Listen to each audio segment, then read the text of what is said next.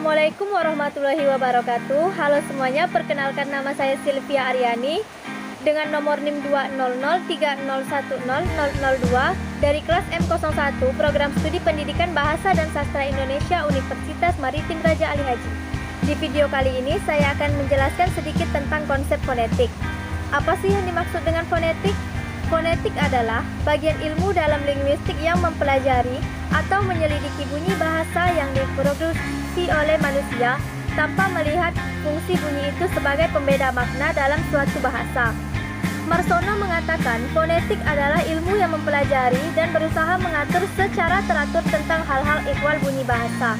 Menurut Wadi Puget tahun 1992, pengkajian bunyi bahasa dibagi menjadi 3, yaitu artikulatoris, akustik, dan audiotoris. Fonetik artikulatoris berhubungan dengan pendeskripsian tentang bagaimanakah bunyi terjadi melalui pita suara, alat ucap, dan sistem respirasi manusia. Fonetik artikulatoris merupakan cara terdekat untuk mengkaji bunyi bahasa pada unsur-unsur segmentalnya.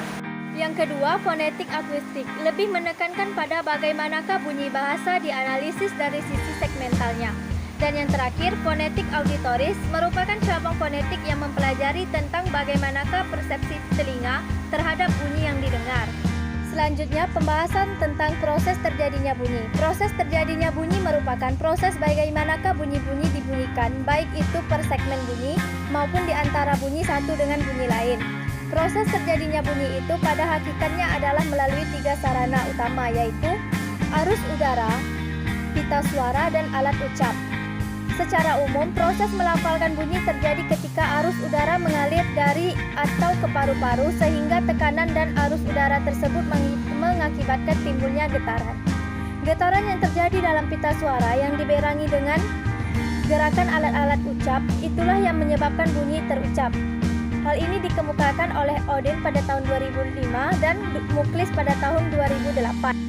Selanjutnya, proses pembentukan bunyi. Proses pembentukan bunyi merupakan kelanjutan dari proses terjadinya bunyi yang melibatkan penggambaran lebih detail tentang bagaimanakah setiap segmen bunyi-bunyi bahasa tersebut dilafalkan. Proses pembentukan bunyi dibagi menjadi 2 kelompok besar, yaitu pembentukan bunyi vokoid atau vokal dan bunyi kontoid atau konsonan. Menurut Wadi Puget pada tahun 2001 dan Muklis pada tahun 2008, pada bunyi-bunyi vokal, proses pembentukannya dapat dilihat berdasarkan posisi lidah dan bentuk bibir. Sedangkan pada bunyi konsonan, pelafalannya dapat dilihat berdasarkan titik dan mekanisme artikulasinya.